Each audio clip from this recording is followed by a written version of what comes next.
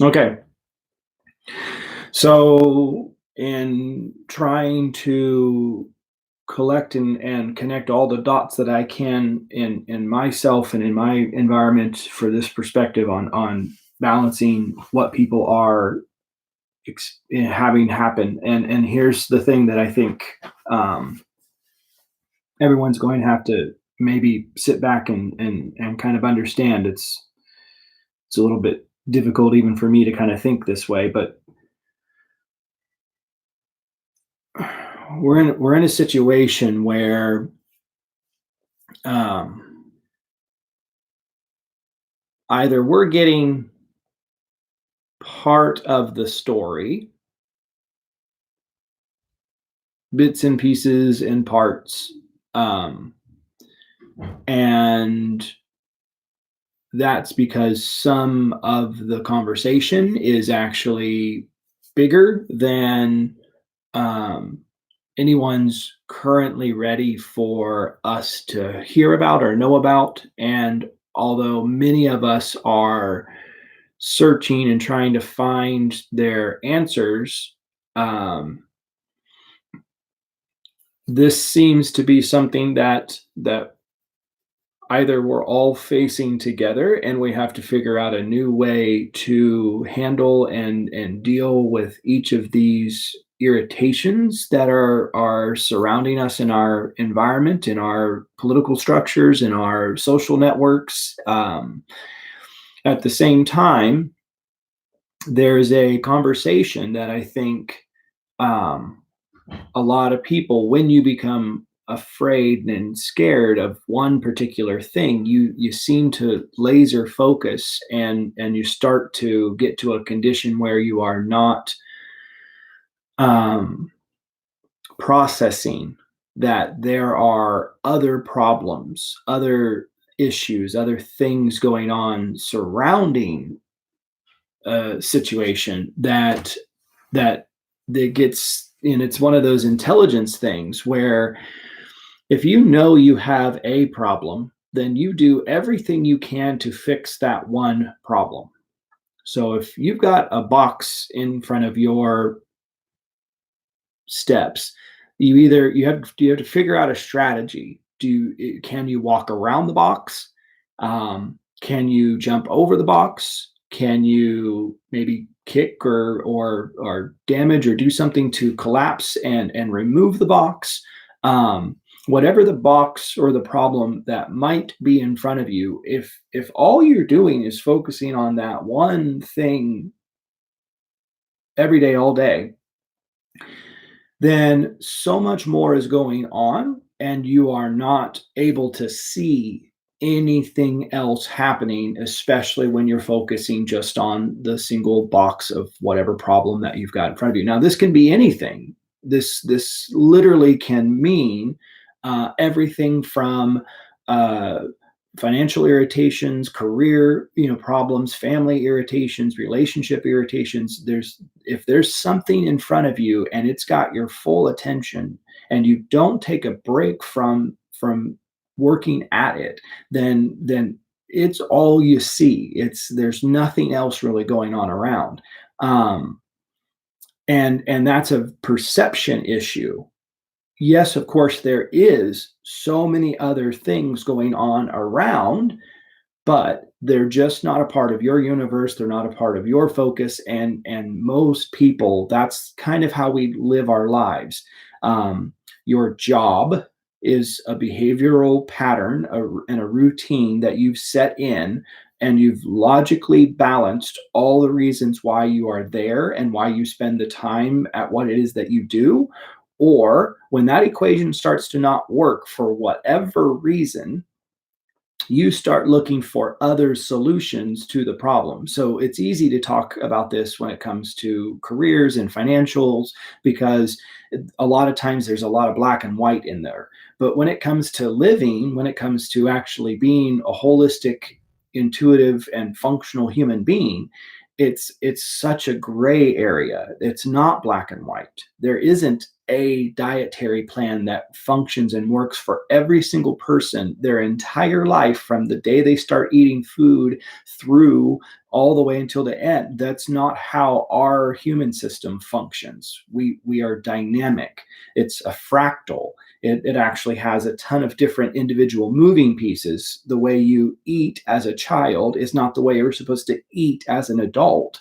You're supposed to change what you're consuming, how often you're consuming, in order to maintain the stability and the balance inside your structures. So, as people are looking at a new problem, a new issue, and coming to that issue, especially with bad data, bad information, bad strategies, you can feel sorry for the person who you see walking up and just moving like a computer game character that can't get around something. They just keep bumping up against it and nothing happens, but then you don't really know what else to do. You've never tried to handle the problem or to look at the issue any other way.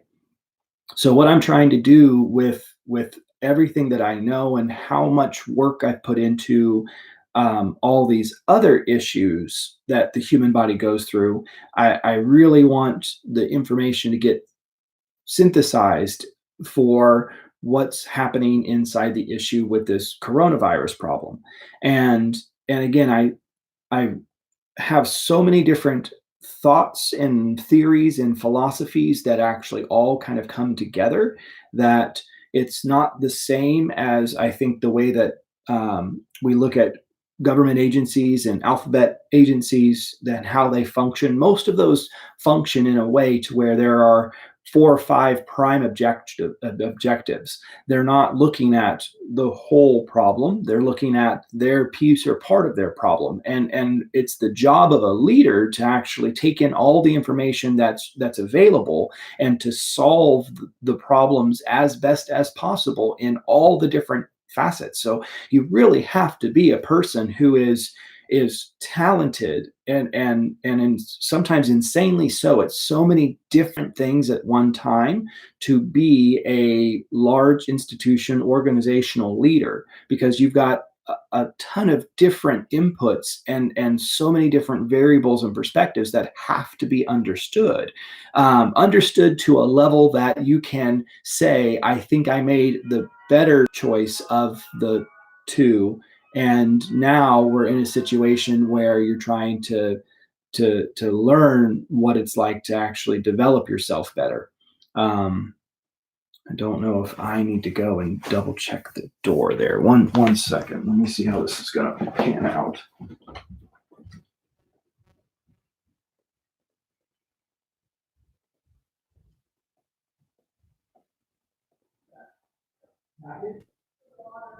Oh, okay, they're dropping out.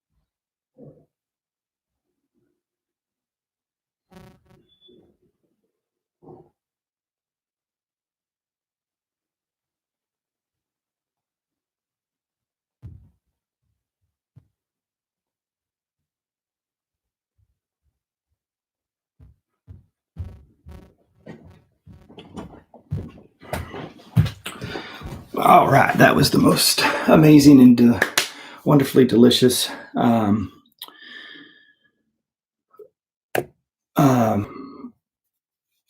we get our local water from the Palomar Mountain Spring, and it's just amazing to have something so wonderful as an option that I think a lot of people who are drinking from other sources, they're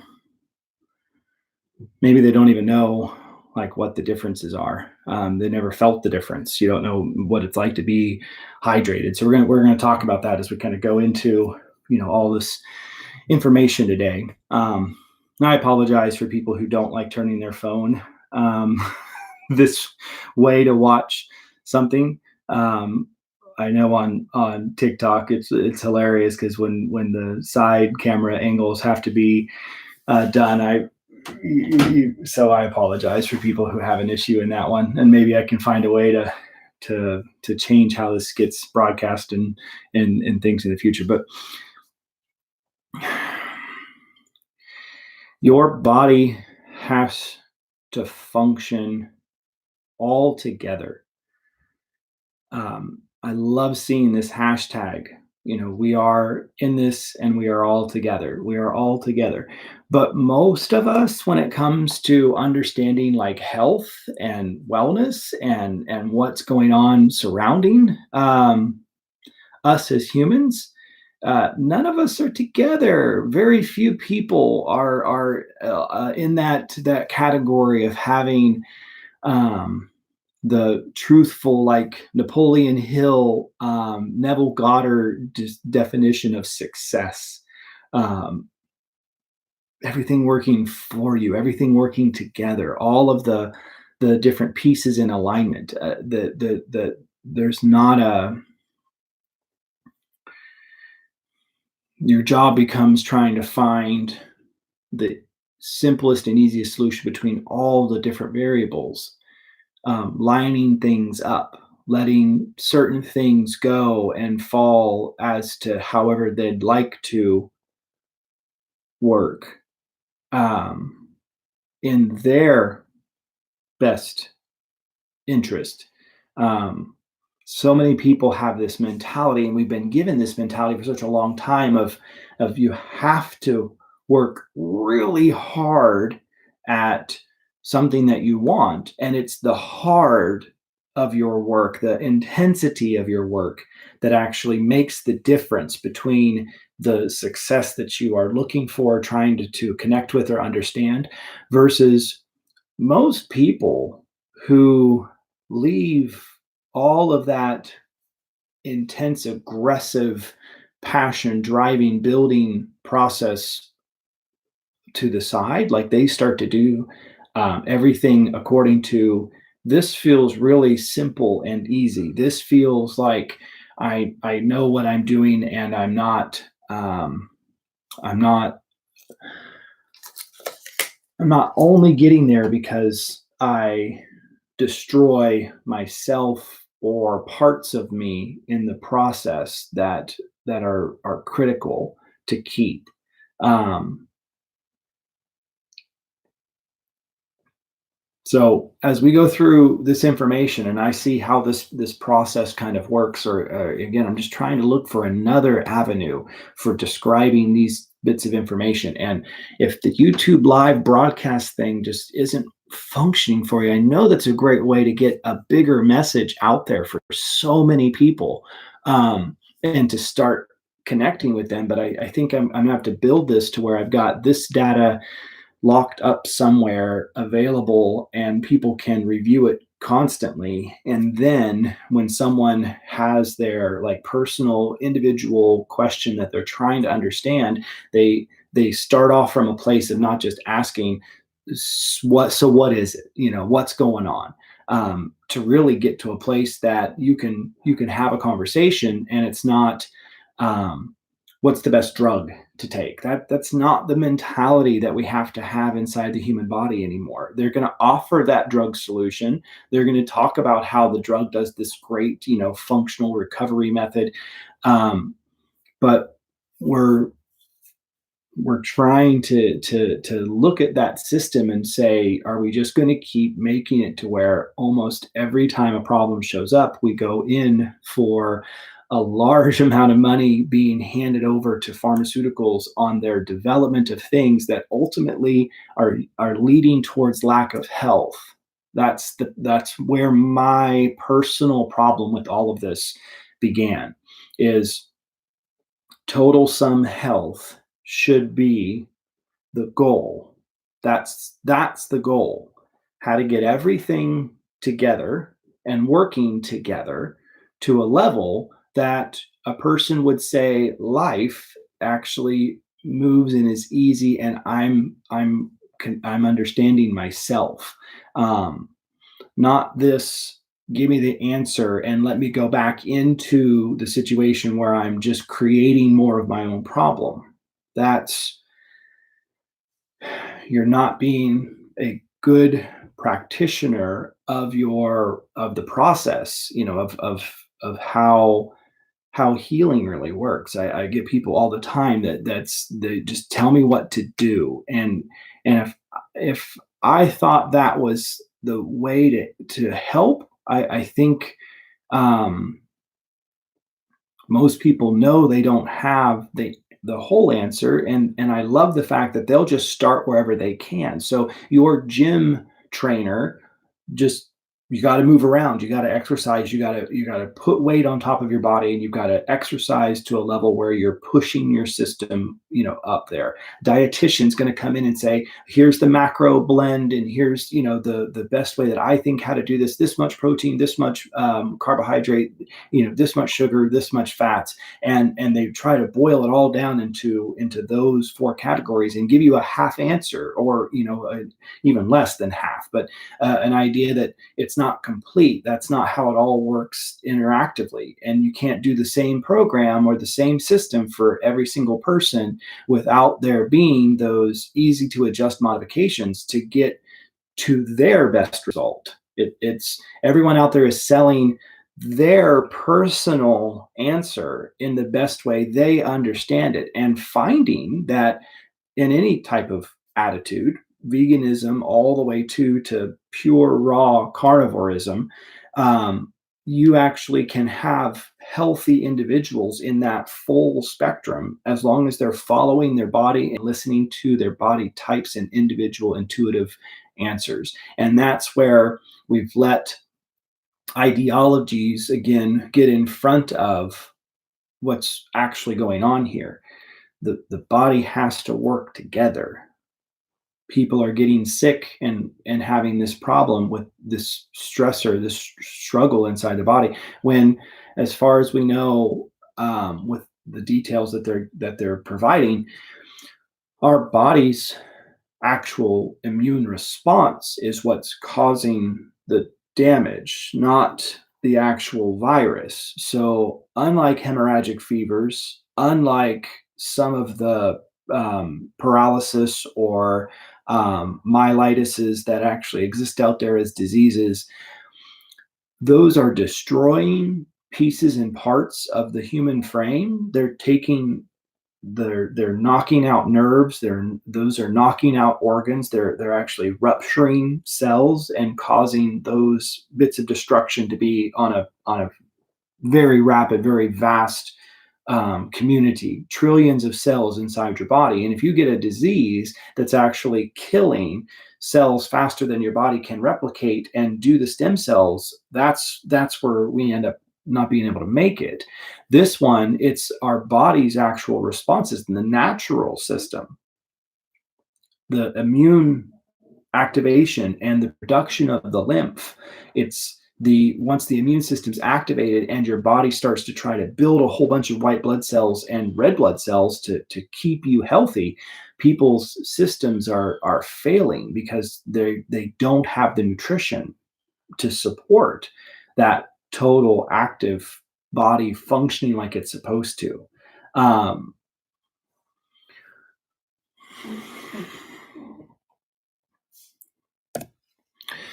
so this is what, as far as we know, with the best modeling technologies and some of the most detailed pictures of what we've got going on inside our system. This is as good as I've seen. I've seen it repeated over and over again. This is directly off the CDC's website, so it is one of the things that they're putting this image up as. This is the silent, hidden um, threat, and everyone's bodies are actually breaking down and having this complication from this particular set of um, viral material. So that coronavirus is something that, as those little knobby ends of the red areas connect in with your cell membranes, those knobs talk directly with your cell membrane proteins and the signaling proteins. The orange ones and the yellow ones are what make this particular strain or this particular style of virus irritating to our system. But there's two different theories going on out there, and both theories actually, neither one of them has claimed superior truthful, honest discovery and conclusion of what's actually happening in our bodies. So the one theory, the germ theory, is that you get this antigen, and these antigens come in contact with your cells, and when they bond with your cells, the inside of your cell starts making the protein configuration that this amino acid connection here tells it to make, and it starts to replicate itself over and over and over again until either all the resources in that cell are depleted and the cell bursts or explodes with more of the copies of this particular capsid of RNA into the system to infect more cells, or your immune system comes around, sees that that cell is struggling in its battle, that it's having a complication, and it's going to be a problem soon, and it brings in the macrophages, it brings in the antibodies, it isolates the area, it destroys the irritated cell, it eats all of the pieces that are not supposed to be there, and then a new stem cell comes in and starts promoting and going like it's supposed to. So this is where that story, the germ theory story, has been challenged multiple times. This was challenged in the creation of the FDA, and the FDA and the AMA are the ones who shut down alternative theories on the idea that, and you'll see this in so many different people's research, but this is something you can also call it an exosome, and it's something that your body does naturally to take bits of genetic material, and when a cell dies or crushes it down and starts to digest it, the one cell is producing all of and breaking its nucleus apart and putting packages of nuclear material back out into the bloodstream to be cleaned up as dead particles, and filtered by your liver, completely emptied into the gallbladder. And every time you eat, you're supposed to flush a little bit of this gunk out of your body. It's supposed to happen naturally.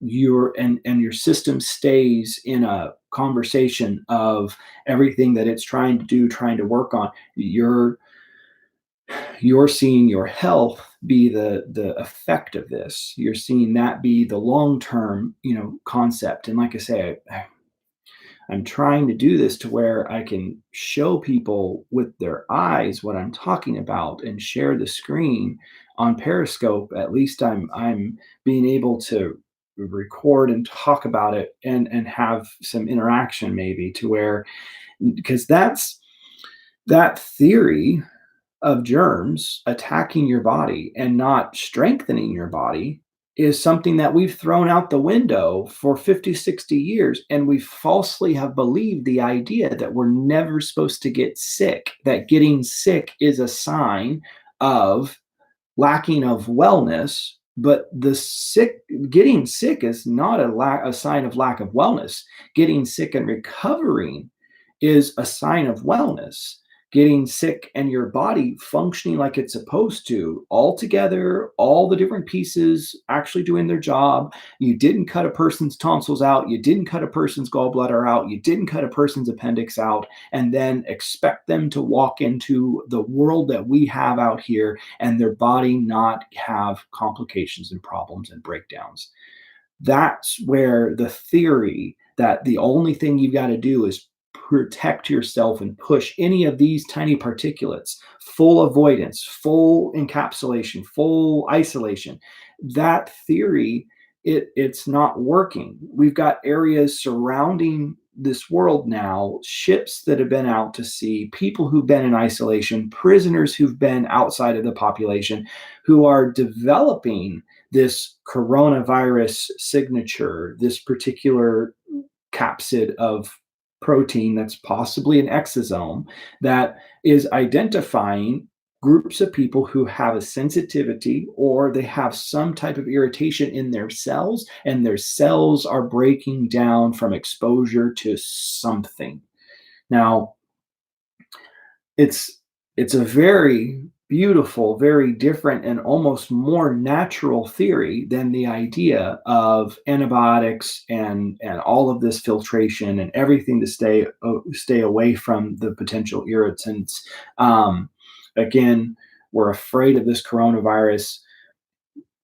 We have been afraid of influenza. We've been afraid of the measles. We've been afraid of swine flu. We've been afraid of E. coli, we've been afraid of staphylococcus, we've been afraid of all these things that we used to live, work, and operate with around us because we were a part of the environment, and it had its own natural order and natural process, and we had our own natural order and natural process. And so what happens is you end up taking yourself out of that natural order, out of those natural processes, and then the effect is your body doesn't deal very well with what's going on surrounding you when all of the symptoms are actually signs of there being some irritation or breakdown inside the body. So this is, if that's where we have to start the conversation there, because those two things need to be understood. So this image was taken a few days ago when we were still very early into the irritation of this, and before they really declared um, the pandemic concept of it was, well, we've got all these different locations and all these spots now where each different hospital setting is dealing with things in their own particular way. And so as we go through on the 21st, America is sitting here struggling through. And I think today we're nearing 100,000 cases. I have to double check for this last couple of hours. We supposedly have done 90,000 or 900,000 tests. But so a week ago, no, 10 days now. Wow. Um, People were struggling. The United States was beginning to struggle. Um, all of these different measures in the first couple of weeks of March should have been implemented as a very solid, um, serious approach to the potential threat. But I want to think that there are two different groups of people out there. One group of people, they are orchestrating and creating so much of the problems that are going on surrounding the world. And then there's a group of people who are reacting and providing solutions to problems as they see them, and both sides are creating the idea that there's only a single pathway or a single solution system for a problem. And once enough people who are considered experts, or anyone who is supposedly titled and accredited and backed up by the government, or that they have the right answer, and that's the only answer, and therefore everyone has to follow these recommendations and these answers. And that's just not how I think this world should be actually lived in. I think we should have so many different opinions and attitudes competing for the best information.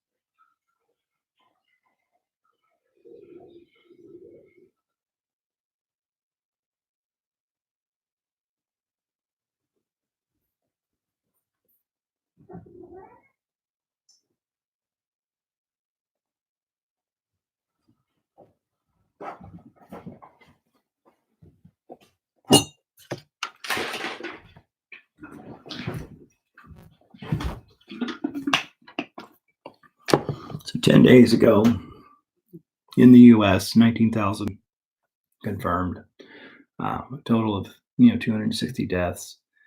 Everyone pretty much thought nothing was going to escalate. There'd be a few sick people. Um, so now we come to a place where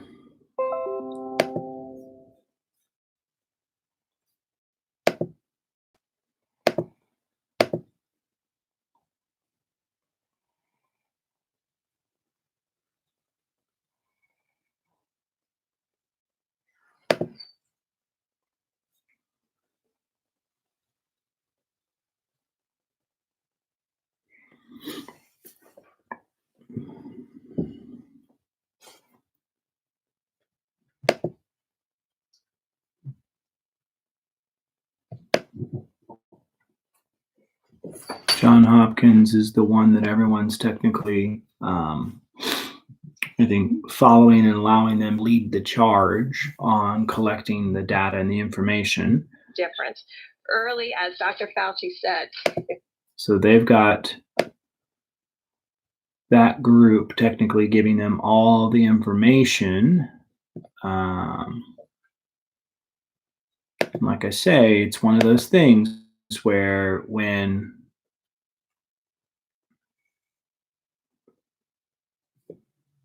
a particular group is technically keeping the number. So 184,000 confirmed, 3,721 people dying.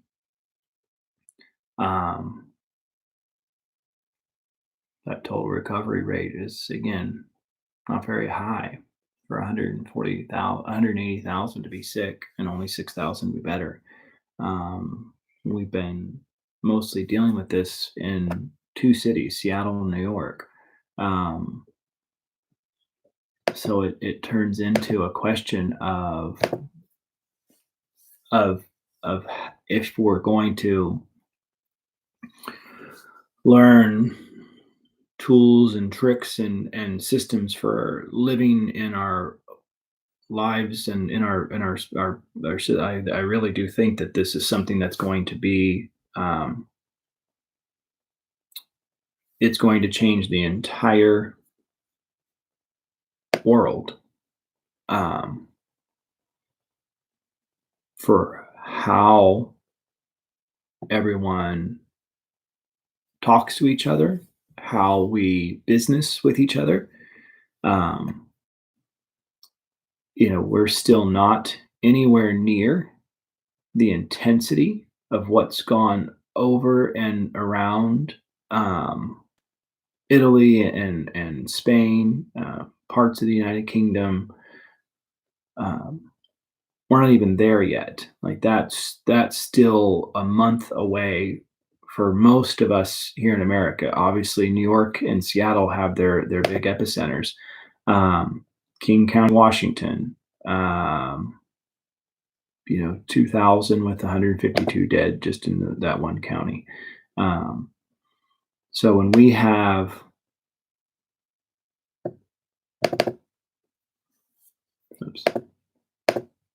United States at, they're saying 176,000, 3,500. So they're down a couple, 20,000 on the test or the active, still at the 0.05% population. And again, at one time, 0.5% population is still obviously a large number. We're so 30,000 would be, getting close to that point, 0.1, 38. So we got 350, 380 shadow. So, 35,000 and we're hitting this, point, this 1% mark. People were going to, be in hospitals and having complications and dying this year. It's not like there was supposed to be no death or destruction. We're still going to lose 56 million people on this planet this year. It's just we don't typically let go of that many people in a short period of time and see that they all carry the same signature for what caused and what allowed their bodies to develop, and uh, have that system. So when you come to Italy, and I don't know if it'll let me click on, that's Umbria, Campania. Oh, hey, Campania's.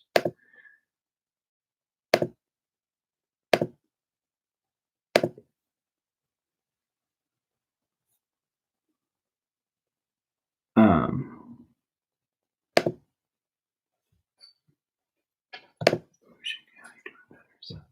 so if we zoom in,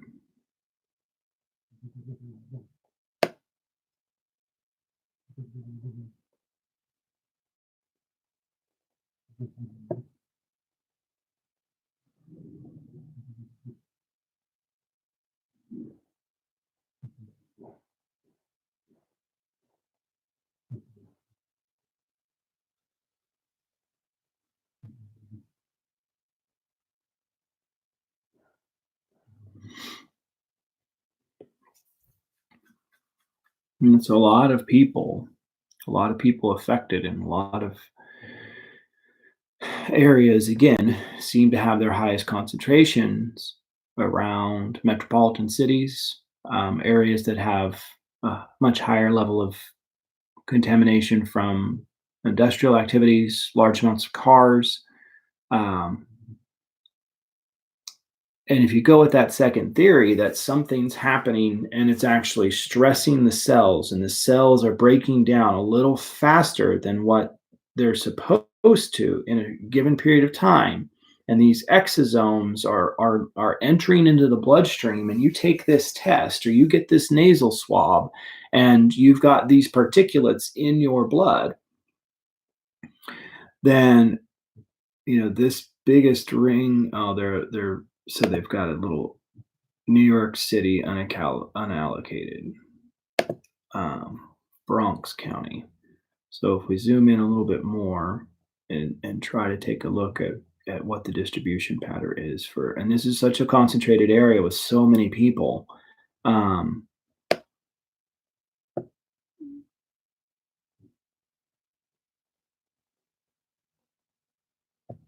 each one of these circles, that's 12,000 confirmed.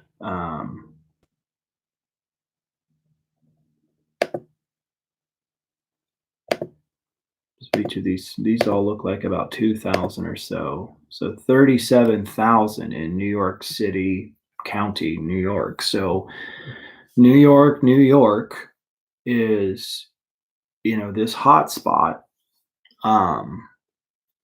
700 dead out of, or almost 800 out of 36,000. So you're still nearing the point zero 0.04 mark. I mean, and right, Kings County right there next to it, that's a little different of a hot zone, and you've just got all of this stacked right on top of each other. So that's where now New York started preparing and started having, their problems, or at least their signs of their problems in um, early March. So even before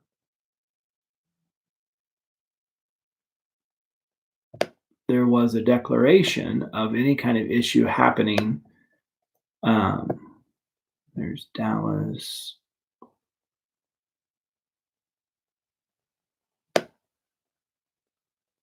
So here we come to my neck of the woods, and in what's going on over here, and a city that's just as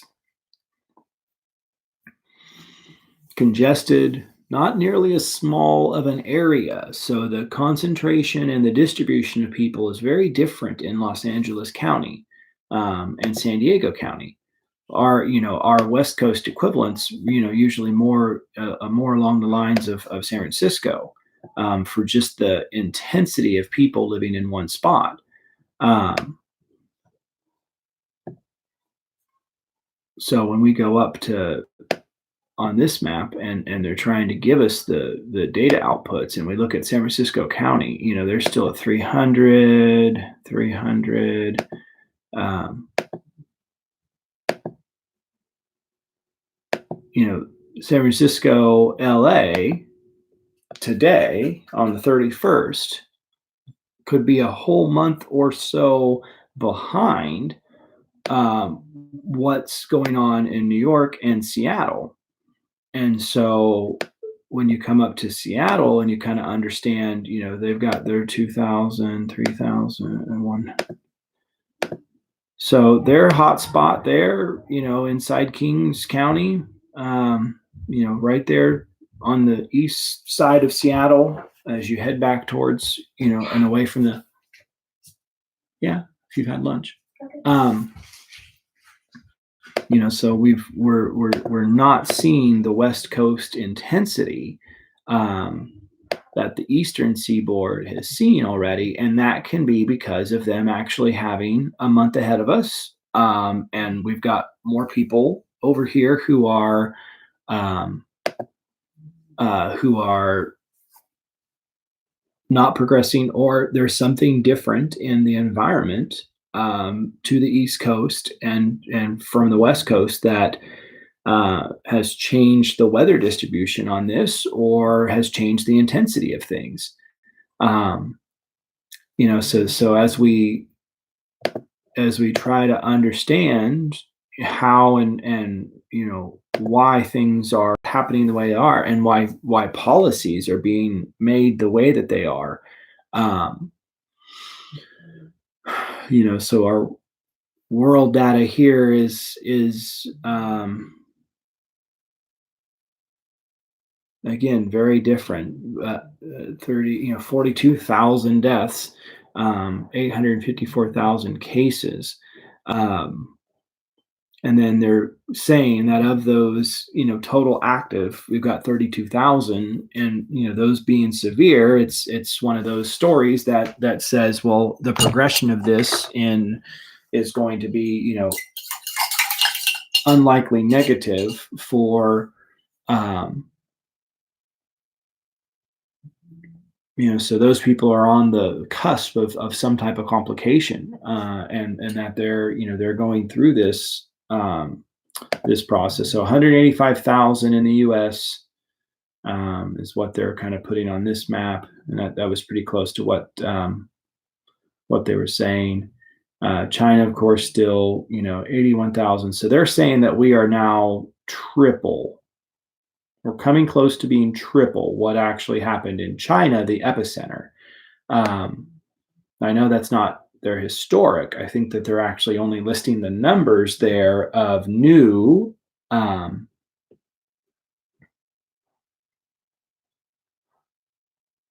China 81,581, Iran 44,000, Italy 105, Spain. So how interesting that problem that originated somewhere in China, in their one province, if the social spread and the idea, because I think their lockdown notice came in the first week of January. They had gone all the way through December, knowing that something was maybe up or something was changing. And I think you got to start looking back. I think you got to start looking back all of 2019. I think there's a chance that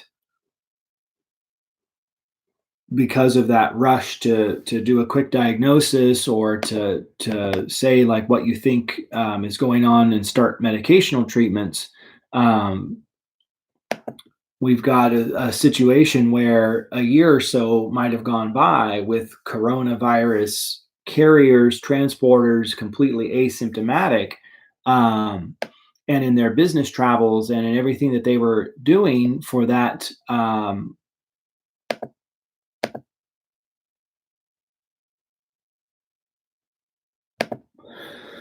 So they were doing all of these tests, and of course, either coming up with the idea that there was MERS or SARS, or they had already been dealing with those issues, and it might have been filtered right in with.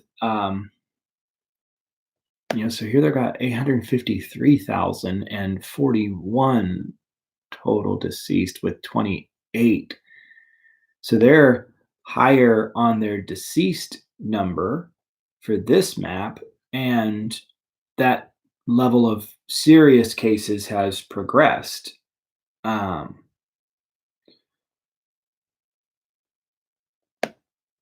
so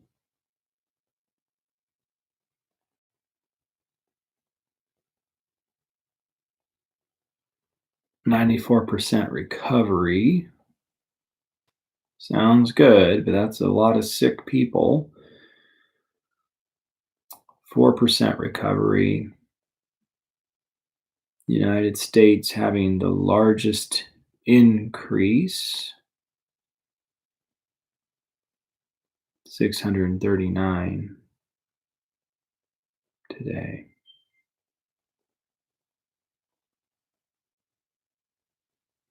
Total confirmed just went up 13%. Went up 21,000 people confirmed. So everyone out there that's getting tested, and going through this process, seeing numbers grow like that. Canada, Dominican Republic, their numbers are growing at 20 to 30%. So they're actively flushing and accelerating on their peak. Turkey now in the Middle East, actively accelerating on that peak, 24% increase versus Iran saw the biggest, their biggest issues a month and a half ago. And here they are, kind of getting to the end of their peak, but they've got a 27% increase in Turkey for deaths, and they might spike even higher than Iran just because of how much inner commerce and travel and connected things are there. Turkey's got a much larger hub of international traffic and travel for how it sits in that region than Iran. Relatively isolated. It's got some border movement, but they're a country that's been kind of forced to stick and stay to themselves. Um, so how interesting that this is 10 days, and here we are. Um, 10-time increase in confirmed infected, and a greater than 10 times increase of total deaths if we take that number of 30, 37, 3700.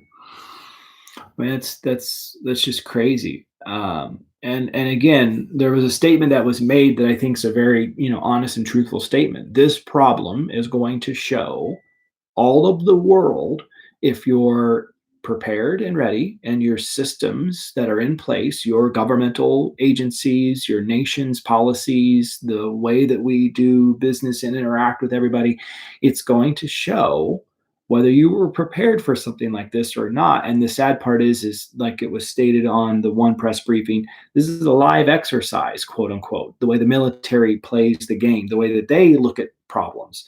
If something's actively going on right now, you're not drilling or preparing, then it's a live exercise. Everyone got really scared, or they got very affected when that statement went out that, live exercise. But see, that's the difference in the way military approaches things. They're actively putting people in places and spots because they're actively defending individual building locations, bases. They're actively defending battle cruisers and carriers and ships, and they don't know all the time when they go to a port and they're exchanging supplies and putting logistics together.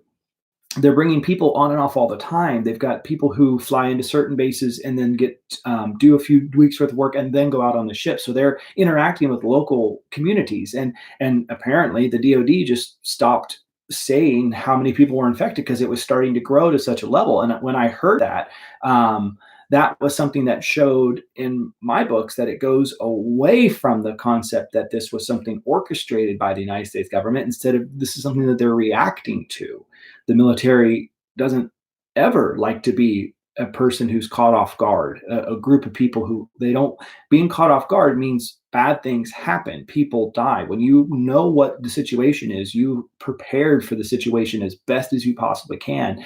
They know that that mitigates and limits the amount of casualties and the problems that happen in this types of issue. So 10 days, we've gone to 10 times. So that people, that's again, epidemiology, when you watch the study and the flow of viruses through a population, especially an aerosolized or a human to human direct contact exchanged virus, then this is that exponential curve. This is the idea that you're not getting basic arithmetic. You're getting logarithmic growth. 1 equals 2, 2 equals 4, 4 equals 8, 8 equals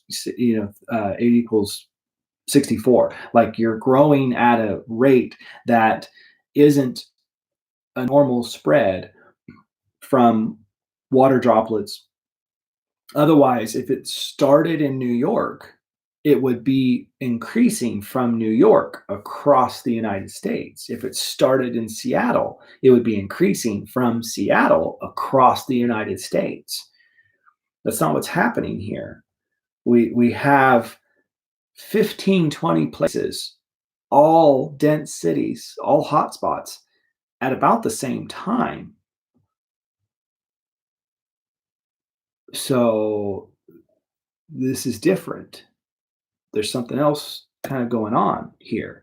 And the thing that I always try to get people to understand, especially, and this is the reason why everyone who's training or who does what they do on it, I've been thinking about this and preparing for this since I first learned that there was a chance or a possibility that they were contaminating the food and that they were putting RNA material, retrovirus material into GMO foods. I knew that there was a chance somehow, some way, that genetic alteration of the human body was a byproduct. I saw it in lab animals. I saw it happen to where it it affected them. When we fed them the food from GMO corn or soy, they were their bodies were destroyed. They were negatively impacted. Cancers were extremely high and rapid. The cells were stressed. They were replicating at a very alarming rate, trying to solve the problem in a natural way, in a natural order, um, not just living a life that was slightly compromised. So we have to stay calm because whatever's going on right now is actively in the system. It would be the same idea that a person gets a fever, they start to have the chills or a headache, and that doctor comes in and goes, well, if your head hurts, well, let's just chop it off to fix the pain of it. And we know that's not a good answer. We know that's not how you solve problems, but that's the only way that the system's been operating. How they've been functioning is you give a pill. If the pills don't work, then you do a surgery. And if the surgeries don't work, then you tell the person, I'm sorry, you're outside of the care of medicine.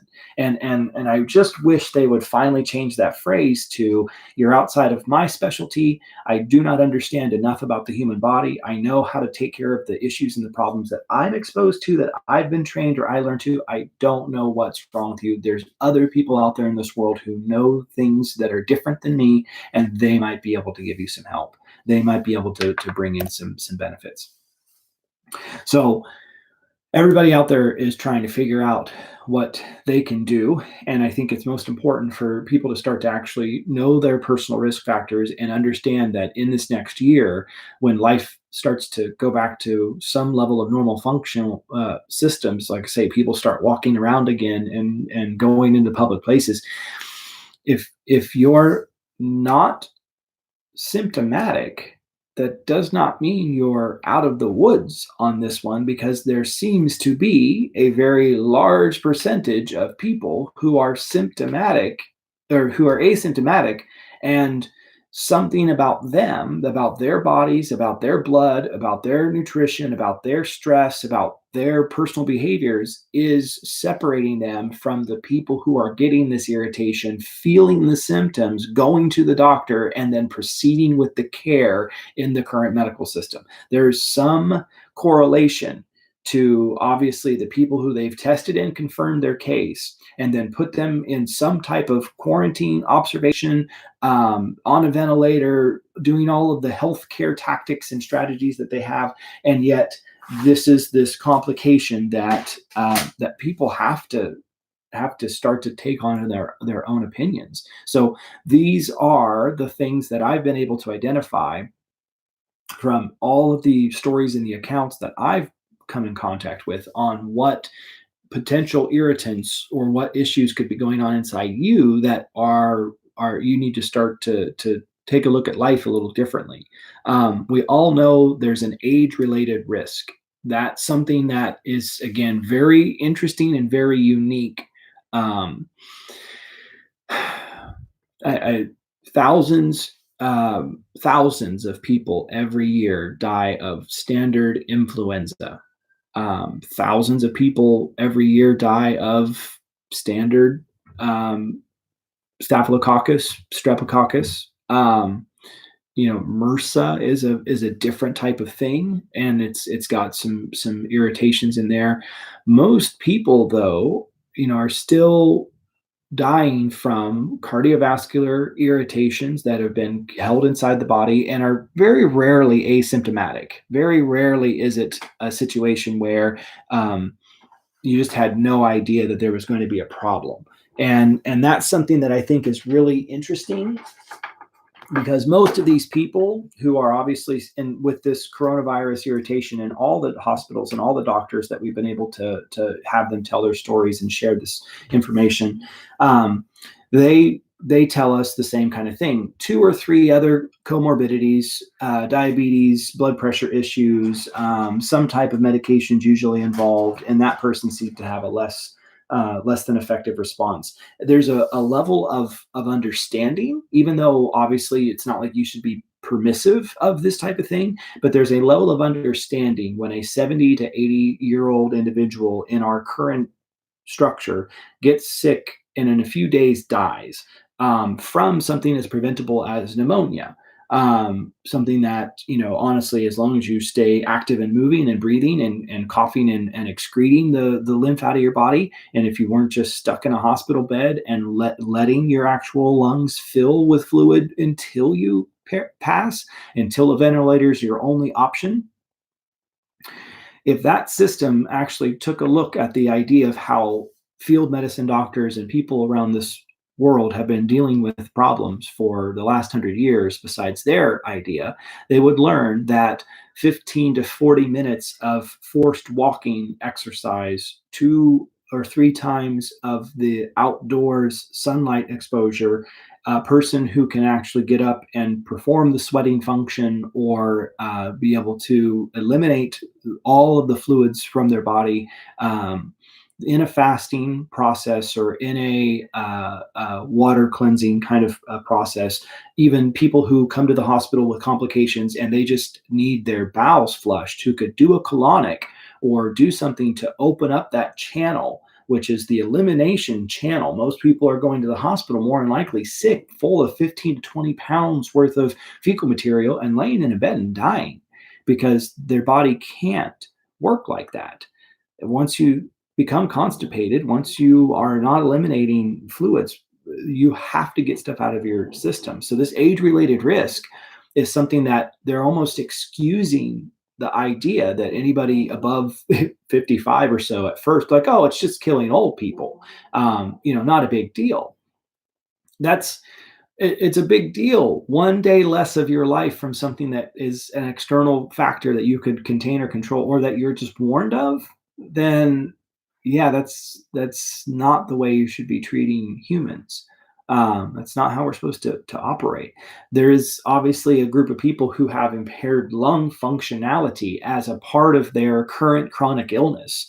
People who are asthmatic, people who are allergenic, people who have everything from POTS, even some of the groups that I'm concerned most about are a lot of even like the pans and the pandas, um, because they're not going to metabolize the same speed in the same way when it comes to their body getting ill or affected. Febrile seizure syndromes for people who develop a fever and they've got a concept of having brain swelling or brain blood flow issues being a complication.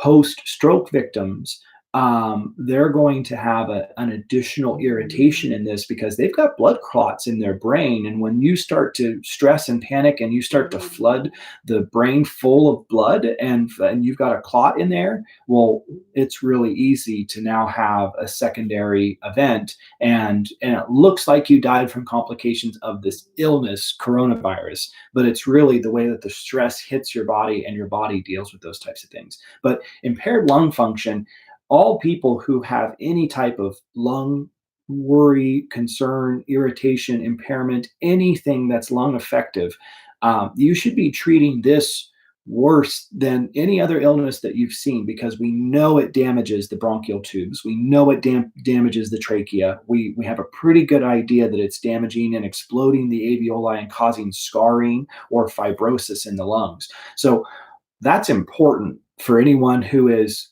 thinking about going to a doctor, who is currently on medical treatments for lung issues. There's a problem there.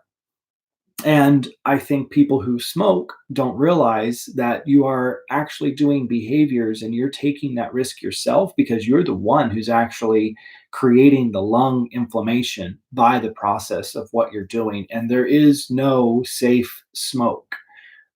We've been lied to very heavily by the vape industry that it's just water vapor. Um, and although in an ingredients FDA way, yeah, you can claim that because there's just trace chemicals and there's trace particulates inside these, components, these cartridges. But if you breathe in enough chlorine dioxide or bleach, or you breathe in enough hexane, you can breathe in enough carbon monoxide or enough of the other components of that because it's not just water vapor. Just water vapor, you can see what happens when you boil a pot of water and you have just water vapor. You get some condensation and you see the water return back into the system. That's just water vapor. The distillation process is just you've got more in there. It's just there was no legal means for actually forcing an individual to say, how do you make your flavors? What components, what drugs are also in, what chemicals are also in these vape cartridges. We had people these last few years, the Natural Products Expos, they actually were bringing testosterone, progesterone, vitamin B12. They were bringing vitamins and minerals into the idea of breathables and getting individuals to take in a hit of their vitamins. And those cartridges, again, same concept. What else is in there besides what you say is the product focus? Is anyone looking into this? Is anyone trying to understand, where vaping became such a huge trend?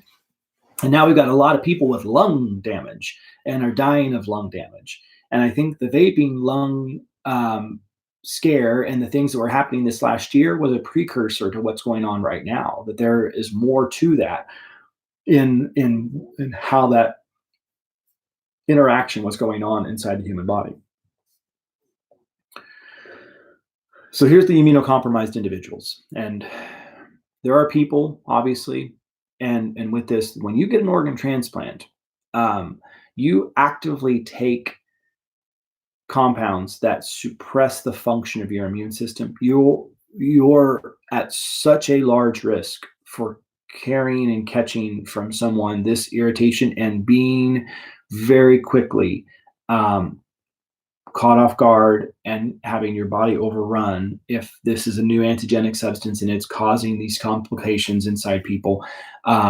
People who have a generally low white blood cell count and don't see their white blood cells be very active. There are illnesses, leukemia, lymphoma, and all of these other complications that actually make it to where those, problems exist inside people who are relatively healthy for all the other sakes of being healthy, and who try to maintain good health. But when you don't have the white blood cells when you need them, um, or you're a person who produces much more white blood cell than you should, and your body has been under attack for a long period of time from different antigenic substances, um, you're going to have some complications with this type of issue. Same thing with chemotherapy users. And that's current chemotherapy users and people who've used chemotherapy in the past. Your body is at a much higher risk than the person who has never had that exposure, because those drugs impaired cellular regeneration rates and stem cell rates, and that seems to be a big factor in what's going on here for those that recover and survive through the process, and those that either don't recover, which that number is something that I think very few people are talking about. But the not recovered group, not growing equal, and actually showing us that everyone who does get sick is actually feeling pretty good once they're done being sick, um, that should be very alarming for people, because being sick and getting this and having you lose your life is an initial tragedy. For a person who gets this illness and who didn't have a complication, a disabling complication, and are now going to enter into the disabled category, that's a whole different ballgame, because we don't know long-term life expectancy. We don't know what happens to groups of people after they go through these problems. Same thing with the allergenic medications, and you are blocking histamines, which means you're blocking cytokines, which means that if you get something inside your body that creates a cytokine storm, your body is going to only be able to hold that back for a short period of time, until eventually, like kind of breaking a dam on a river, the floodwaters will overload the human system, and you'll have a little irritation, and the whole system will implode, because it's all about pressure. It's all about one side or the other being held. Same thing as with like a blood thinner or anemias, because this blood thinners are going to actually make it to where your body doesn't respond as quickly as it should, because the thin blood does not carry as much of the different components that you need inside your blood to have a healthy immune response. And general anemia, we know there's a complication with oxygen and breathing, but there's also the only reason your lungs are important is because they put oxygen in the bloodstream, and the bloodstream carries that oxygen to all your other cells. So death is the reverse or the opposite of that whole process of taking a breath in and having the oxygen be distributed throughout the entirety of the human body. Stop breathing for a few minutes, unless you're a diver who can hold your breath for 20 to 40 minutes. The idea is most of us would stop functioning or cease to be after 3 to 5 minutes, and that's the length of what your body can operate without oxygen constantly being supplied back into the system. So when we understand that those issues are complicating this process, and we see that there's a low thyroid also epidemic that was going on in our country for the last 30, 40 years now, hypothyroidism and hyperthyroidism, thyroid dysfunction in general has been a major problem. But the thyroid is what actually kicks on the thymus, which starts your fever. I think that might actually be a reason why a lot of people don't feel themselves getting initially sick, is that their thyroid is suppressed, or they're taking a thyroid pill. Their function to get their thymus to actually turn on and produce that fever is severely impaired. So for 2 weeks, 3 weeks, they're walking around, and the body needs the fever. It needs it right away, but you are doing your place. So if you had a practice of doing sauna work, of doing some type of sweating activity on a routine basis to raise your body temperature and move your muscles and get that exothermic reaction to start to function, well, you're going to protect yourself in a much better way than that person who doesn't have a practice like that. But that thymus gland is an extremely important piece of the perfection and the long term development of healthy humans. And that's, I think, why there's a severe rate of reinfection in China that was being reported. And I believe the Italians and the Iranians are very scared of round two coming within a couple of months, because now some people who did get this illness first time through recovered. They're in these wards with the newly sick individuals, or they are going back into their families, becoming ill in some other way, and then the symptoms are increasing. Because, like I say, people, there's a huge group of people who are not recovered, and if they're not recovered, that means that they're weakened, they're immunocompromised now. And what if there's a double bounce on a lot of individuals, but maybe they're not even being considered? Maybe they're going back and they go, wow, this person had massive brain hemorrhaging. Oh, they must not have died from coronavirus, because that's a lung thing. But the brain hemorrhaging was because they had such low oxygen carry, and their system was constantly increasing the blood vessel size. So how bizarre to learn that there's so many different angles for what could be going on here inside the body. Since I are one, insomnia is a big issue for this particular problem. Um, Not sleeping enough, not sleeping for your body clock. I don't like to sleep at night, so I don't sleep very well when I try to go to sleep at night.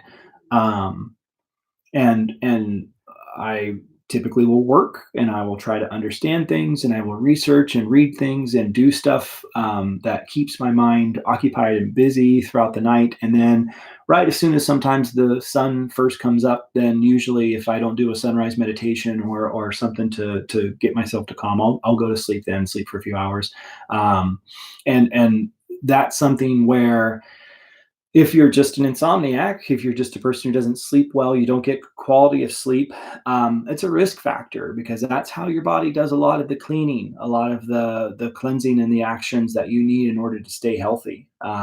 So people who are clinical or chronic insomniac, you've got a worry. So you might not have any of the other issues. You might be a slightly low thyroid person and maybe a little bit of sleeplessness, and those two risk factors combined, then your body is going to be much more acceptable to something like this coming in and changing the way your system works. And I think this is going to be a huge complication in the next 2 to 4 weeks. Um, we have a lot of kids in our country who have been damaged by vaccines and who've had their immune systems torn apart from birth and made it to where they are compromised on purpose.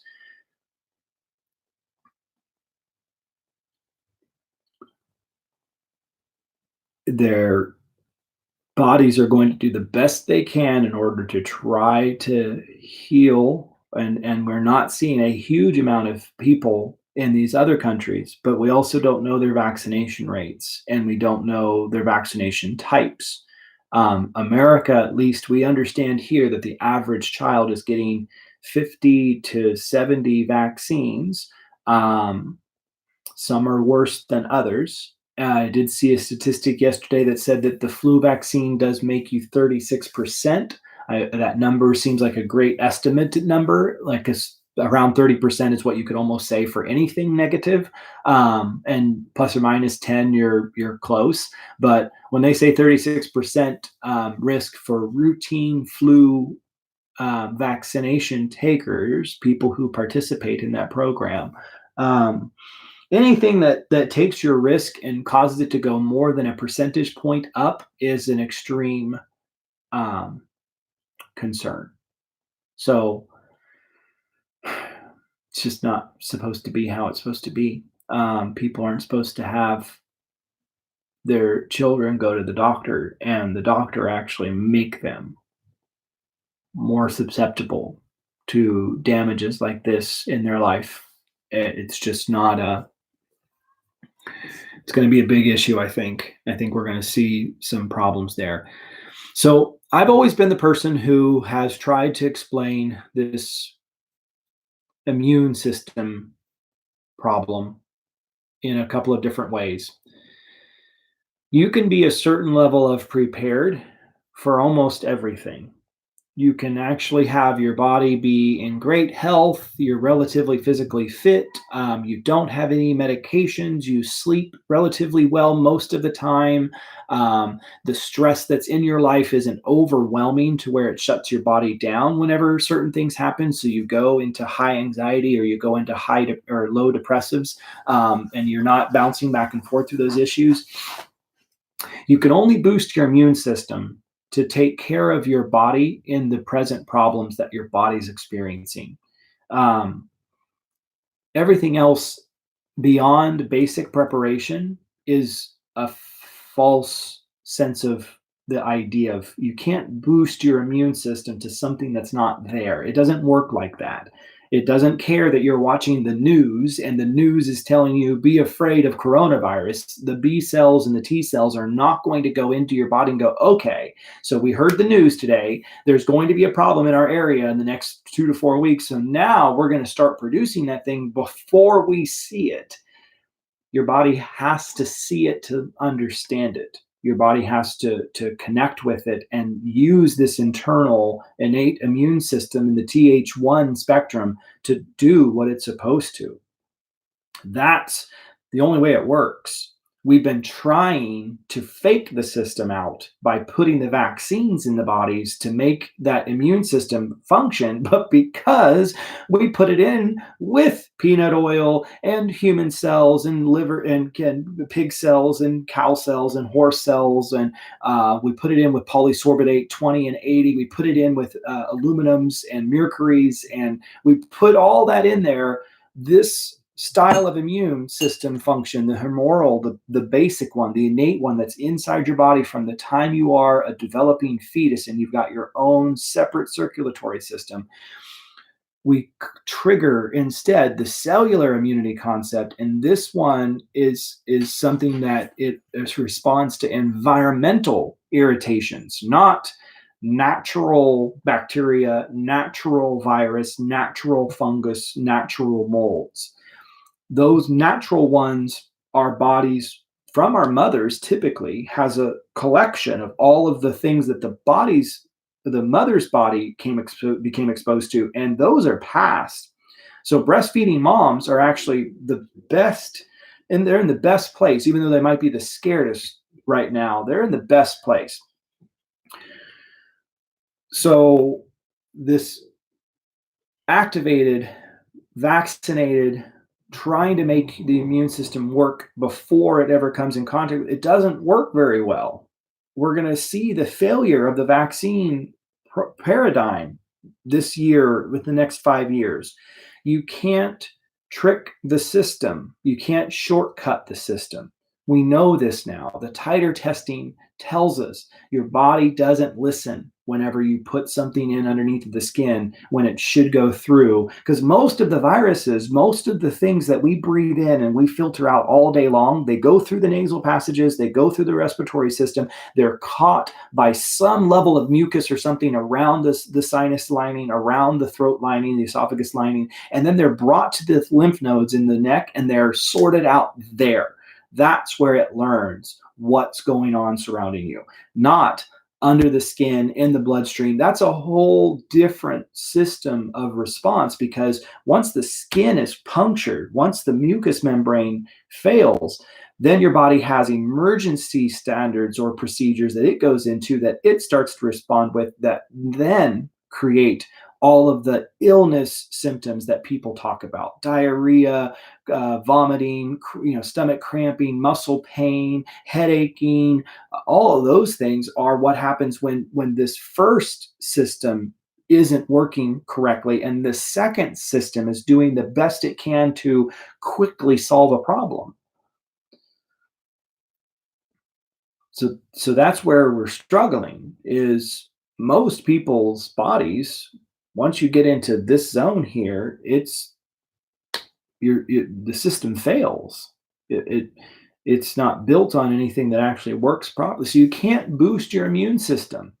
You can maintain a strong, fortified defensive stance with great nutrition, with good hydration, with good oxygenation, with low stress, with good sleep, with a balanced lifestyle. And that is the only and best defense system you can actually have. Everything else you put in is trying to make something happen that just isn't likely to see these massive. Now, here's that thing.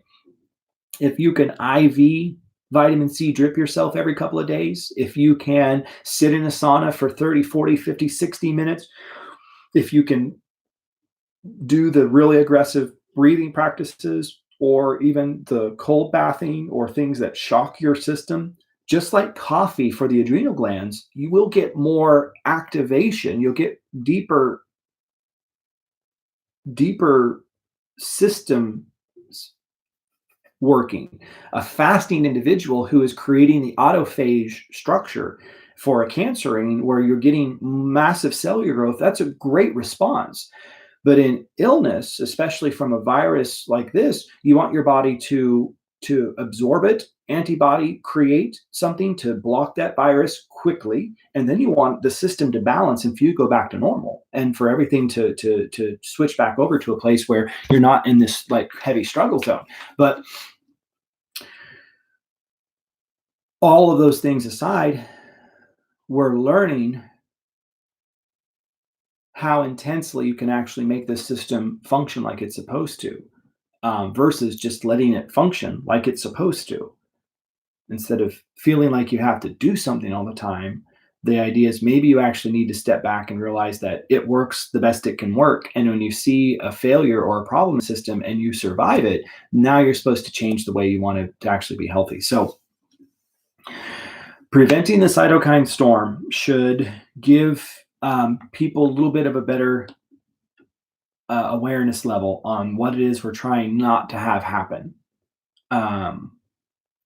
We don't want people to succumb to this issue because the cytokine storm is the same thing that happens when an anaphylactic person eats shellfish if they're allergic to shellfish, or for a celiac individual when you touch gluten and gluten hits the inner lining of your intestines because of all the glyphosate, because of all the Roundup, all the other contaminations, the genetic materials that are inside the GMO wheats, your intestinal lining reacts with a cytokine storm that gives you gas and bloating and cramping and all these other horrible responses.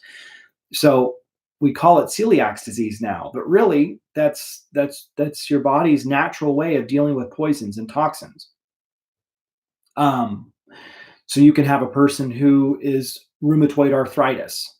That's a cytokine storm on bacteria that's kept inside the joints and sometimes molds and other kind of irritations. So this cytokine storm inside the lungs, imagine what happens like when you eat chili pepper or something and you get that really heavy capsaicin response in your upper nasal passages and your eyes start watering and your nose starts watering and you feel like your ears are watering and you're running around going, oh man, that's so hot from that hot pepper. That capsaicin reaction is what's happening, exactly the same thing, but it's contained inside the lungs, and your lungs don't have an easy system for draining that stuff out. It's not easy to just expel the lungs. Expelling the stomach, really easy. We vomit, drink too much, bad food, just too nervous, you're going to vomit. The stomach comes up and you can regurgitate easily. That gentleman who was on America's Got Talent showed you how much of a powerful process regurgitation can be when you perfect the techniques of being able to hold something in your stomach muscle and then moving it back up the esophagus on will or demand. It's crazy to know that that's in, and he probably should be teaching people to understand that, because if you eat something that's not good for you and you act like, if you could immediately vomit that back up and not hold on to it, you'd be a much healthier, safer person for traveling or for coming into contact with bad foods.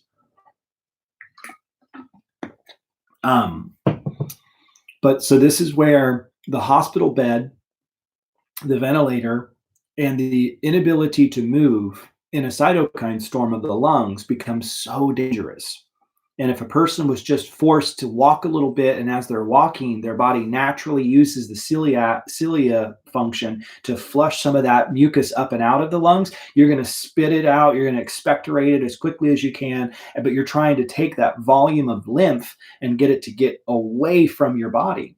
And our stomach's the other place where you're supposed to constantly be draining lymph through your stomach. It's what really lubricates and coats the inner lining of the intestines. So if your stomach isn't functioning very well, or you've got heartburn, or you take antacids and you've shut down and you've got scar tissue in the stomach and the lymph isn't draining anymore, there's only one other place you can go to, and that's the lungs.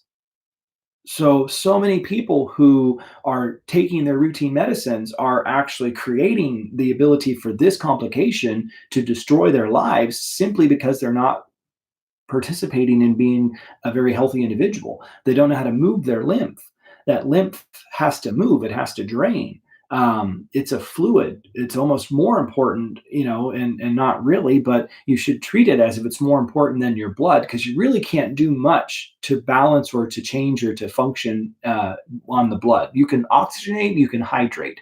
Everything else, the blood is taking care of itself. All the other organs, the thyroid, the adrenal glands, the pancreas, they're all um, uh, connected to the idea of they're doing blood regulation. You don't worry. Most people don't have to worry about blood regulation.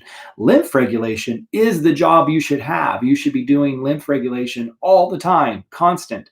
Am I congested? Okay, I got to take some decongestant materials that'll help me expectorate this material out. Move the lymph, massaging, exercising, rebounding, anything to cause vibration or settling out.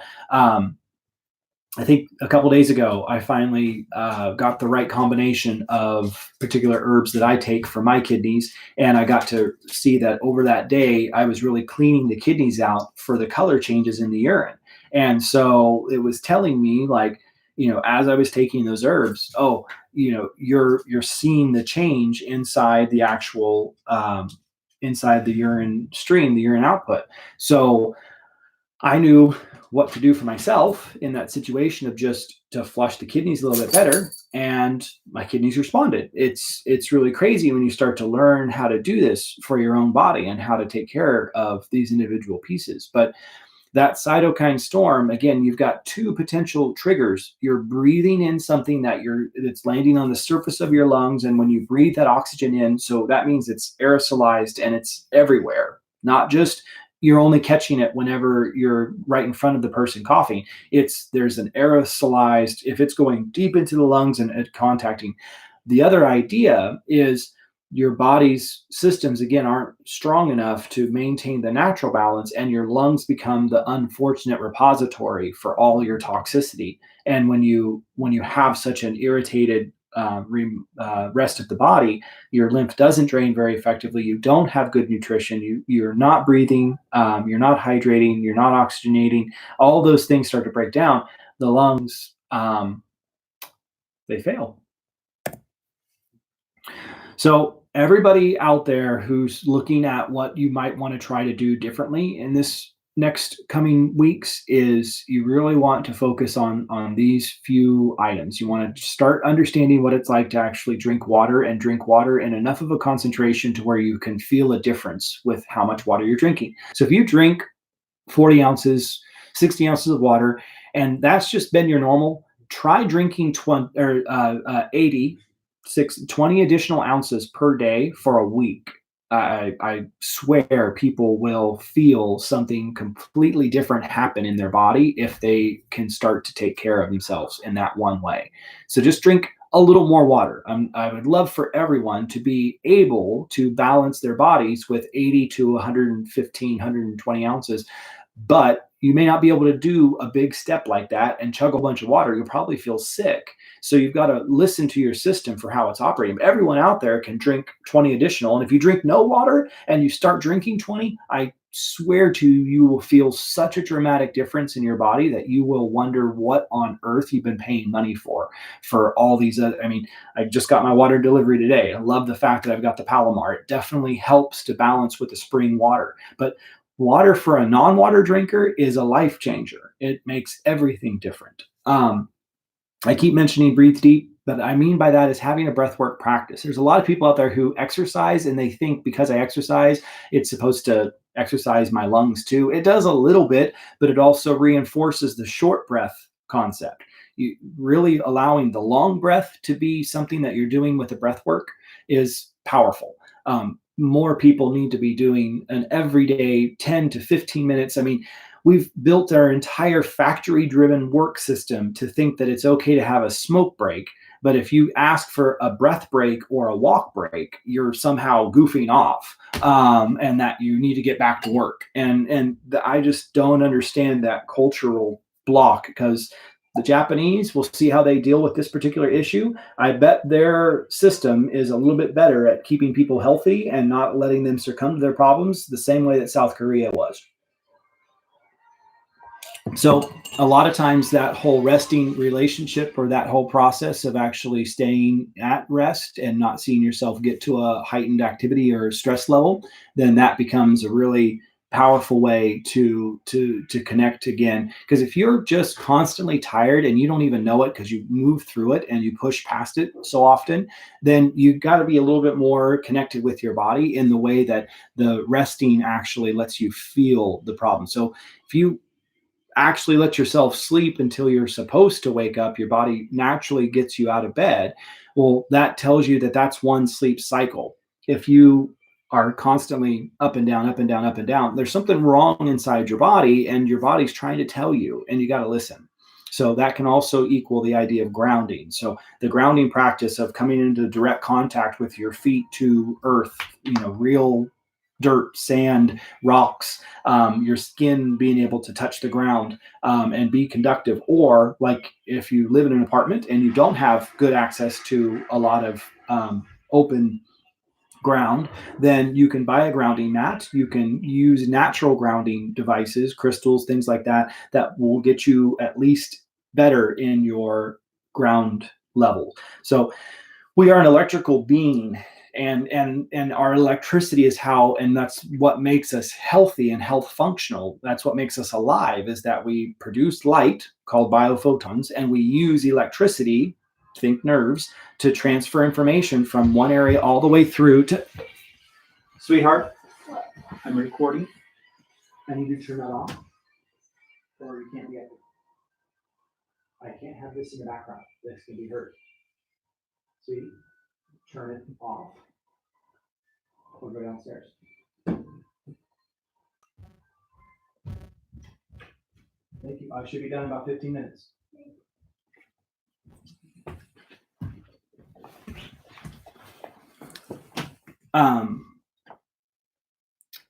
So grounding gets you to health neutral, and being electrically neutral for a period of time really helps a person who wants to be highly active. Most people are extremely negative in not only personalities but in their actual charge of their cells, and your cells are supposed to maintain a negative electrical potential. But when we get to be too acidic, our body builds acids, and we eventually have the cell membrane change to a positive charge. And without that negative connection from the cell membrane, we don't absorb water, we don't absorb oxygen, and we don't absorb most nutrients. We absorb toxins really, really well when we are extremely acidic. And a lot of Dr. Warburg's material and research was done on the idea of maintaining alkalinity and being an alkaline state. He meant 7.2, 7.3. He did not mean 9.5, 10.0. We die. We die if we are anywhere outside of 7.5 probably. There's some people who have a little bit more of an alkaline general state. But hyperacidics, you're just asking for toxicity and cellular irritation and cellular destruction, extremely fast cellular degradation rate for acidics. And acidics are anything below 7.0. And we're talking the human body as a whole. The stomach has to maintain acidic nature for digestion, has to be acidic. Your joints should be slightly alkaline, very basic. Your urine is in between 5.5 to 6.5. It should be, because it's taking the acids out. It shouldn't be always alkaline. That's gonna hurt your kidneys. You're gonna develop stones. It shouldn't be always negative. It should fluctuate with what you eat and how you operate through your day. But urine is a variable. But your saliva should always be representative of about a 7.2 to 7.6, maybe. Once your saliva is too alkaline, you start hurting and affecting your gum health and your teeth health. And so you can't be out of alignment on these things like the pH. Sorry, that was a huge tangent for the grounding concept. You got to be grounded. You got to be neutral for, again, I would say 10 to 15 minutes a day. And it's enough just to change your state and go about your day. You don't have to stay grounded. I like it because I think I feel better when I'm grounded most of the time. Cellular nutrition, minerals and vitamins. Minerals and vitamins are the best we can do from the outside sources and bring them into our body. So you've got to be looking at what it is you're eating, how it operates, what it does inside the body, and understand the functions of the minerals and the vitamins that you become exposed to. If you're eating prepackaged, microwaved, useless material that was grown in a horrible soil that has no mineralogy, and there's just not even vitamins left because it's been processed to death. This is where fresh fruits and vegetables, this is where trying to take only one or two steps in the paleo world, it really makes a difference for a lot of people. That step to go to paleo, to eat clean and to get rid of all the processed foods makes a huge difference for what's inside the package that you're consuming. And again, digestion is a negative process for the most part because you're breaking things down, using energy to try to get energy out of it. So when you eat a seed or you eat sprouts or you eat highly nutrient dense superfoods, you're getting more out of it than what your body is using to get the stuff out of it. Health negative compounds, they are, your body uses more energy to process it and eliminate it and get rid of the toxicities than what you got in from it. So you're constantly exchanging those two styles of foods. And then that gives you your macronutrients and your micronutrients. So your macros are your fats, your proteins, your carbohydrates, your sugars. Macros are what standard dietitians focus on, and they'd love to be able to believe that everyone's the same and you just give the same regimen for everybody. And if it doesn't work for them, then there's something wrong with them. Macros can be so variable that I still think we are a couple billion dietary strategies under what we should be for a population of our size. Everyone is so different. You can't eat like anybody. So if you're living with someone and they happen to be vegetarian, they happen to be an vegetarian ovolactin, like if they happen to be vegan, and you're just blindly going along with their dietary structure, it may not work for you. That might be how you even got together. That might be the foundation of your lifestyle. If you were there for animal rights and you're never going to eat another piece of meat and your teeth are falling out, your hair's falling out, and you have no hormones in your body, you're not meant to be vegetarian, vegan. That's okay. There are easy ways to work around that. There are ways to make that healthful. And micronutrients, for most people who don't even have macros balanced, you're barely even able to begin understanding what it takes to understand micronutrient balance, let alone micronutrient testing and how that impacts things like your immune system and your detoxification system and your elimination system. So as you move through and you take care of those first 8 items, it's so funny because now you can finally maybe healthfully and easily get through a cleanse or a detox or a flush. Most people jump right for detoxification and flushing and cleansing when none of this other stuff is working, and all they do is get pain and struggle and destruction, and their body hates them for it. And they think, oh, there's something wrong with cleansing, there's something wrong with detoxing, and I'm not going to do that. And the most extreme flush or cleanse of the human body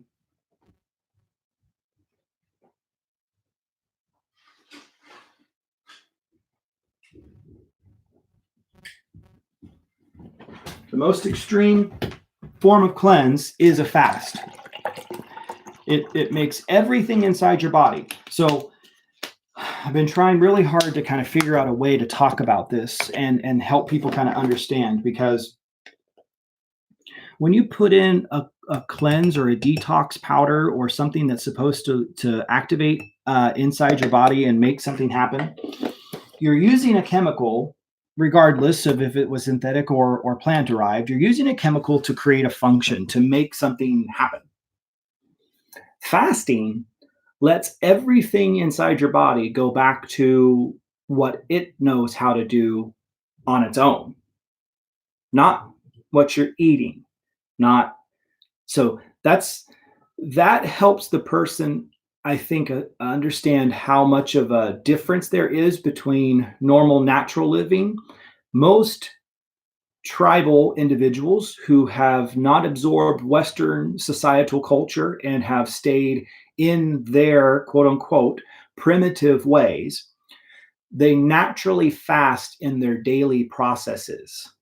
They naturally cleanse and detox in their daily processes.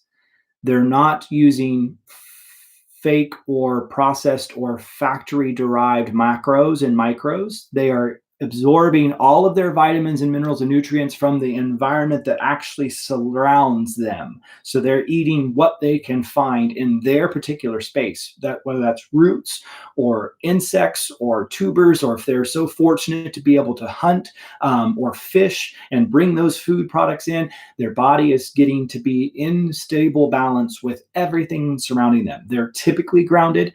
They are resting because they are not living an artificially controlled clock derived time system. They follow the sun, they follow the moon, they follow the seasons. They have learned how to just be able to take a day and breathe. And if they've got easy access to it, that's the thing that creates so many problems in Africa, is they just don't have the drinking water, safe, clean, functional drinking water. That one problem went away from most of the African continent, and they weren't stuck in these horrible governmental structures that cause the top trickle down control system. And we fixed the drink water issue. There's a research report that I was reading the other day that pretty much states that the whole HIV/AIDS epidemic is actually a relisting of symptoms of malnutrition as a disease. So therefore, Africa, malnutrition. And in labeling malnutrition symptoms as a disease called HIV/AIDS, you were able to actually imprison and corporately control an entire continent of people by simply preventing them from having access to good drinking water. That's it. You put them in a city, you don't have a clean water supply, they start to get sick. Eventually, the process in their body is called AIDS.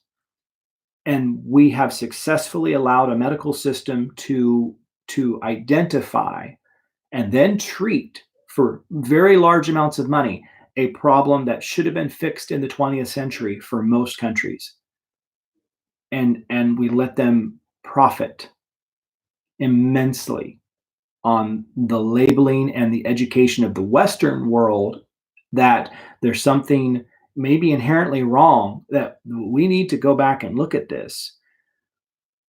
Because if we make the normal reactions of the human body a disease, like we did with celiacs, like we've done with rheumatoid arthritis, like we've done with polio, like we've done with Guillain-Barré, autism, we've created a disease and then researched it to the point to where we've allowed a label to actually make it stand on its own, when there's no problem like that that's out there in the way that the world operates. Diabetes is not an illness, it's a symptom of you lacking the ability to downregulate the glucose in your bloodstream and upregulate the storage of glucagon.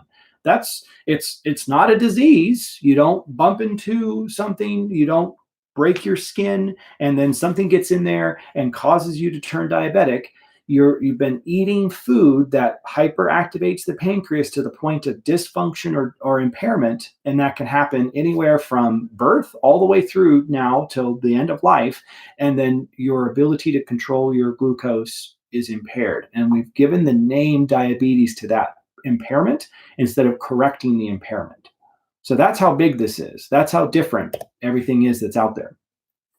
So I was going to have all of this kind of wrapped up on the 23rd, and as I've been going through this month and trying to balance things, I think this is the best I can do, and how I can maybe start to empower and help guide, and working with people scheduled, because there's some people who are still obviously going to work. I wish this was one of those things where I knew that everybody was home at the same time, and everyone could join at the same time. But I think it also might help for the ability to answer and ask personal questions, that we have it to where there's small groups, about 20 to 30 people, and then we do an individualistic follow-up, because any bit of advice on how to balance those 10 items is going to have to be modified to make it to where it works for you.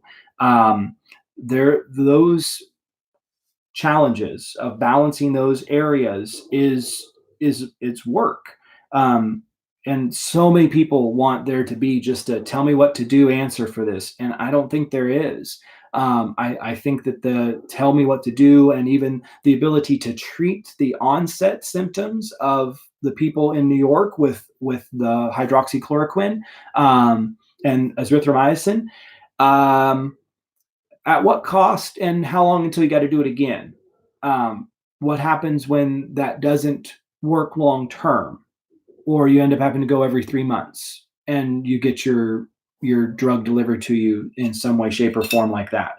Um, then are people going to finally look for a new option, or are they still just going to enjoy the idea that someone told them, here, just take two of these every day for a month, and then you'll be fine? I don't know. That's going to be really, I'm really curious to see how this goes. But anyhow, this is my best way of understanding, what I can do to help and assist in this time, and how I'd like to start working in this future, to really, so 3 class times, so 3:30, 9 o'clock, 6. So you can kind of pick which time works well for you with your daily schedule. So if you're a person who is struggling, um, to maybe, because like I say, I'm on Wednesdays, and doing a 9 o'clock class actually sounds a lot of fun. And it's one of those where I think it would work really, really well for people who, as they get their day started, maybe they could just turn on the live stream and kind of hear how we're going to go through each of these different steps. But that point, or the purpose there, is there's so much information and so much that has to be synthesized. You can't get it done in such a quick or short manner. You have to be able to kind of work on this step by step. Otherwise, you're learning too much at once, and the stress and the struggle of learning that at one time, trying to cram it all into an hour or all into 15 minutes. It's not how I work. So I don't know how to do that. And I maybe, as I get better in this process over this next year, this might get easier. But I like for people to understand things, and for them to not just hear an answer and then turn around and walk away and forget why that's the answer. I hope in this next 20 years that people are teaching themselves and everyone around them how to do this without the pharmaceutical interventions. Now, and that means that after coronavirus craziness ends, and fake normal life begins again with a different paradigm, everyone's going to have to really evaluate how they are doing what they're doing. Um, there's a lot of people who are just going to stay home and find the job that fits them from the at home place. And there's going to be a fear of going outside, or talking in large groups, or going to a public event. I really think that there's going to be a big shift in the global economies and the global structures, and whether they're ready for that, we're ready for that. A lot of those questions should be starting to be asked now. Um, we're stuck. Most people are stuck, um, for another month, April 30th. So tomorrow, um, we've got to figure out how we do this, how we live, and how we live as best as we can, not constantly running around worried, looking for another sheep or lemmings group to follow. When the whole point, I feel, is to really take care of yourself and put all this into perspective, and not be upset by the fact that, so what, you didn't learn this before now. Until there's a problem, just like your immune system, you got to learn this when it's important. You got to learn this when you really want to come to a conclusion. So as of this coming week, we'll have those 3 times available, to where I think I'll either create a Zoom or a Facebook group for each of the different times. And then the people who have access to those are the people who sign up for the program. And as we go through the program, I think I might do it to where there's a carousel concept, and 3 to 5 weeks go by at teaching some basic steps. And then at the 3 to 5 week mark, if you think you've got it and you figured it out, then you hop off the carousel and someone else can come in, and then they can learn for 3 to 5 weeks. If you really didn't quite understand some things, or it's harder for you to make those changes, you need more time, then you stick inside the carousel for a couple more go arounds. And maybe that's the big difference there, is it will help you learn at your own pace, with your own intensity, with your own, and then go out and try it out and see how it works. Really make sure that makes sense to you, that things are understandable, because I want this to be executed properly, not something where there's a bunch of complications and then people get frustrated and they give up. We should be able to figure these things out.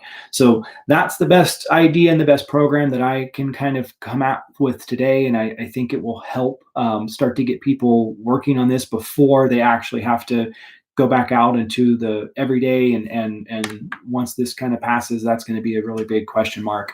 How do we do these things? New guidelines come out all the time, but technically in our country, that's the government telling you exactly how to live, be, how to operate, and we don't typically do well with that. um, I'll be really curious to see what April holds for the United States.